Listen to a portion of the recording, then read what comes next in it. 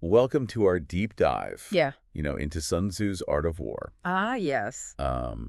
And you are here because you're looking to, get a deeper understanding of this classic text. Right. So we're going to be unpacking some of its historical context and key takeaways. I like it. We'll be looking at the Art of War itself and a few other historical records, too, Okay. including the work of Sima Qian. Oh, very cool. So, Sounds like a plan. yeah, right off the bat, when we're talking about the Art of War, I think the first question that pops up is, Yeah. who was this Sun Tzu guy? Right. Did he even exist? Yeah.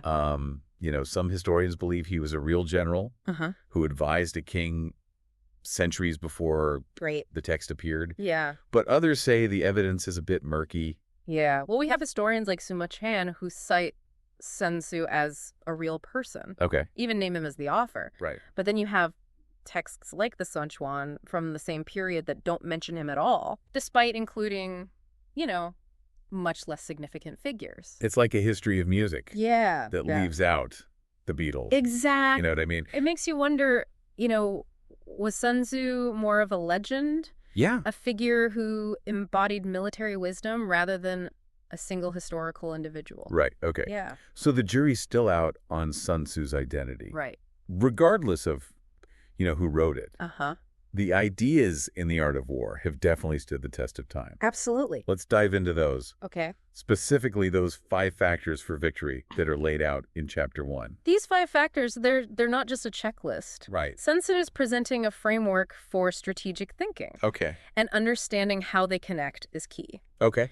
He starts with the moral law, Okay. this idea of a ruler being in harmony with their people. Uh-huh. It's about creating unity, Okay. shared purpose that makes your side stronger. So it's not just about having the biggest army. It's about having an army that believes in what they're fighting for. Exactly. Okay. And then Sun Tzu brings in heaven and earth as the next 2 factors, Right. reminding us that a good strategist considers forces outside their control. Okay. Heaven encompasses things like weather and seasons, Uh-huh. while earth is about understanding terrain distances and strategic locations. He's basically saying don't forget about Mother Nature when you're making your battle plans. Don't forget about Mother Nature, exactly. Yeah. And then we get to the human element. Okay. The 4th factor, the commander, isn't just about being a brilliant tactician. Right. Sun Tzu lays out specific leadership qualities. Okay. Wisdom, sincerity, benevolence, courage, and strictness. So it's about inspiring your troops, not just ordering them around. Exactly. You need a leader who inspires trust and confidence. Okay. And finally, we have method and discipline, which is all about organization, clear command chains, Right. efficient logistics, and careful management of resources. Now that sounds incredibly relevant to any organization, military or otherwise. Absolutely. You can't achieve anything without Right. a solid structure and efficient processes in place. And what's fascinating is how Sun Tzu weaves these 5 factors together. Okay. He isn't just saying a leader needs to be courageous. He's saying that courage is most effective Right. when grounded in moral law and a keen understanding of heaven and earth. Interesting. It's a holistic approach to leadership, It's not enough to just check off the boxes. right? You need to understand how these factors interact and influence each other. Yes. It's like a recipe It is. where each ingredient plays a crucial role in creating the final dish. A perfect analogy. Okay.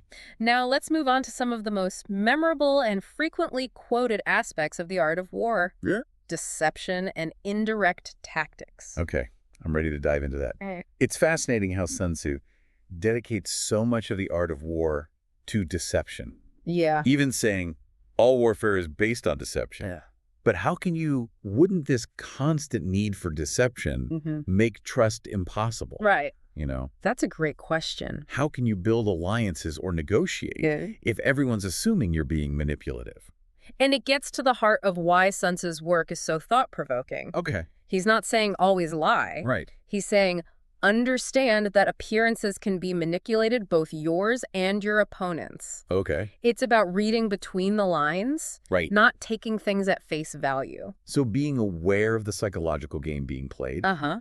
and being able to use it to your advantage. Exactly. Almost like a poker game. Yes. Where you have to be careful about what information you reveal. Right. And how you present yourself. It's a good comparison. Okay. And remember, for Sun Tzu, the ideal scenario isn't to win through brute force, Uh-huh. but through outmaneuvering your opponent, Okay. making them believe certain things that lead them to make mistakes. That leads us right into the idea of indirect tactics, Yes. this concept of Cheng and Shi Yeah. that he talks about. Can you unpack that a bit more for me? Absolutely. It seems like it goes beyond just being sneaky. So think of Cheng as a direct marketing campaign, Okay. a brute force approach. Okay. Cheng is more like content marketing, Okay. subtle building trust over time, Yeah. ultimately more impactful. That's a much better way to think about it than battering rams and ninjas. Right. So Cheng is about the obvious head-on attack. Right. Cheng is about finding those unexpected angles. Yes. Those weaknesses your opponent doesn't even realize they had. Precisely. And Sun Tzu gives some great examples of this in action. Okay. Think about a startup disrupting an industry. Yeah. They're not going head-to-head with established giants. No. They're finding a cheap path, exploiting weaknesses the big players don't even see. That makes me think about how Sun Tzu talks about attacking an enemy's spirit or morale. Yes. It's not just about physical force. It's about undermining their confidence Absolutely. and their will to fight. And he goes even further, suggesting the use of doomed spies to spread false information. Really? It's a reminder that information warfare is nothing new. Wow. Controlling the narrative, shaping your opponent's perception is a powerful weapon. That raises an interesting point. Can you elaborate on how that applies to, say, a diplomatic negotiation? In a diplomatic situation, doomed spies might be leaks to the press Okay. or strategically planted rumors Okay. that make your opponent question their assumptions. Oh. It's about using information to shape the playing field to your advantage. Interesting. Yeah. Okay. Mhm. It seems Sun Tzu was keenly aware that knowledge, especially about your opponent, is a weapon in itself. Oh, absolutely. Speaking of which, let's talk about spies. Okay. He devotes an entire chapter to them, right? He does. Chapter 14 breaks down the world of espionage as Sun Tzu saw it. But it's more than just spy versus spy stuff. Right? What's interesting is the emphasis on treating spies well, rewarding them generously. Why would that be so important? In a world where spies were often expendable. Because Sun Tzu recognized that good intelligence isn't just about having bodies on the ground. Right. It's about having people, you can trust people who are loyal and motivated to get you the best information you need to cultivate those relationships. That makes sense.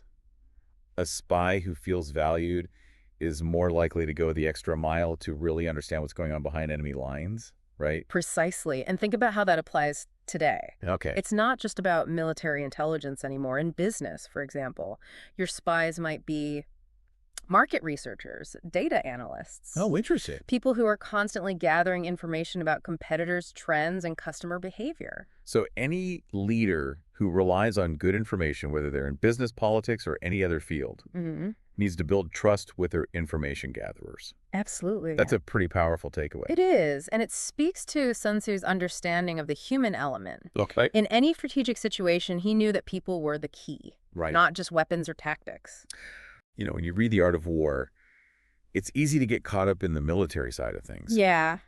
But there are so many lessons that apply to life in general. Right. It makes you wonder if Sun Tzu himself saw it as more than just a military manual. That's an insightful observation, and I think the answer might be found in his focus on terrain. Terrain. Sun Tzu dedicates a whole chapter to the 9 situations, these different types of terrain a general might encounter. Okay, that makes sense. Yeah. Knowing the lay of the land seems pretty crucial for any military strategist. Absolutely, but Yeah. what's fascinating is how he talks about terrain not just as a physical obstacle, Yeah. but as something you can use to your advantage. Okay. He describes how to utilize high ground, lure your enemy into traps, and exploit natural features to create defensive positions. So it's almost like the environment itself becomes a weapon in the right hands. Exactly. And it makes me think about how we often fail to appreciate the subtle ways our surroundings can influence our decisions and actions in everyday life. That's an intriguing point. We tend to think of ourselves as separate from our environment, but we're constantly interacting with it and being shaped by it, whether we realize it or not. Precisely. And that's where the connection to Sun Tzu's wisdom comes in. Okay. He's not just talking about hills and valleys. Yeah. He's talking about understanding the context, the terrain of any situation you find yourself in. So instead of just seeing the obstacles, look for the opportunities. Yes. Use what's around you to your advantage, whether it's a Right. physical environment or a more abstract situation like a business negotiation. That's a great way to put it. And it gets to the heart of what I think is the most important takeaway from The Art of War. Adaptability. Okay. There are no fixed rules, just principles you can apply to different situations. Right. You need to be able to assess, adjust, and respond to what's in front of you. That reminds me of how Sun Tzu compares a conquering force to the bursting of pent-up waters into a chasm 1,000 fathoms deep. Wow, yeah. He seems to be saying that the most effective force is one that's adaptable, like water finding its way through any obstacle. That's a powerful connection, and it highlights the need for both strength and flexibility. Okay. You need to be forceful in your actions, but also willing to change course to adjust your approach based on the circumstances. That resonates with how he emphasizes speed and decisiveness. Yes. There's that quote, "Though we have heard of stupid haste in war, cleverness has never been seen associated with long delays." Yeah, It seems procrastination is a foe on any battlefield. absolutely. Whether it's a military campaign or a business decision, overthinking can be just as dangerous as acting impulsively. Sometimes you just need to trust your instincts and make the move. Sun Tzu seems to have been very aware of the human mind Yeah. and how our emotions can affect our judgment. I was particularly struck by how he warns against letting anger or resentment cloud your decisions. That part really struck me too. He cautions that anger may in time change to gladness, vexation may be succeeded by content, but a kingdom that has once been destroyed can never come again into being, nor can the dead ever be brought back to life. It's a powerful reminder that some actions can have irreversible consequences. We need to be careful not to let our emotions drive us to make decisions we'll later regret. And I think that's a crucial lesson not just for leaders, but for all of us. Right. Whether we're facing a personal crisis, a professional setback, or just a difficult choice, taking the time to think things through and avoid rash actions can make all the difference. So it's not just about being strategic in your actions, but also in your thinking. Cultivating that self-awareness seems crucial to applying Sun Tzu's wisdom effectively. It absolutely is. Sun Tzu emphasizes that you can't truly know your enemy until you understand yourself. Right. Your own strengths and weaknesses, biases and tendencies, they all play a role in how you perceive and respond to any situation. It's like that saying, the unexamined life is not worth living. Right? You can't strategize effectively if you don't have a clear understanding of your own motivations and limitations. Precisely. And he even suggests concealing your true intentions by appearing weak or strong. To manipulate your opponent's perception, it all comes back to understanding not just the battlefield, but the psychology of the players. That makes me think about his discussion of creating distractions and diversions. Yes. It's about misdirection, keeping your opponent guessing about your true objective. Exactly. He gives the example of Sun Pin, who used signal fires to deceive his enemy into thinking his forces were dwindling.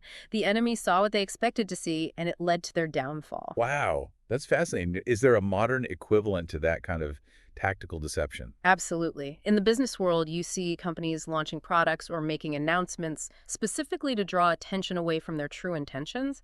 It's about controlling the narrative, shaping how others perceive your actions. So it's about being unpredictable, keeping your opponent off balance. Yes. And in a world where information travels at lightning speed, that seems more important than ever.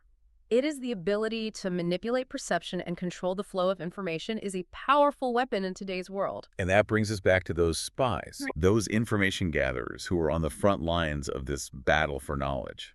You know, one of the things that surprised me about Sun Tzu's discussion of spies was his emphasis on the different types and the specific roles they play. Right. We talked about how he categorizes them, but can you give me a few more details? Sure. What makes each type unique and valuable? Absolutely. Let's start with the local spies. These individuals are recruited from the enemy's territory, providing intel on local conditions and sentiments. Okay.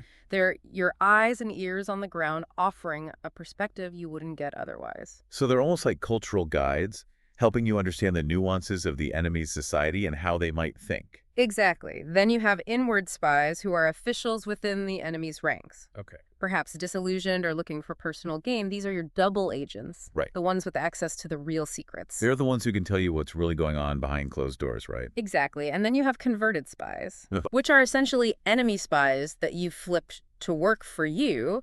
They offer a unique understanding of the enemy's tactics and thinking. They're like defectors bringing valuable insider knowledge to your side. Precisely. And then we have the doomed spies we discussed earlier. Right. These are the pawns, the ones deliberately fed false information to deceive the enemy.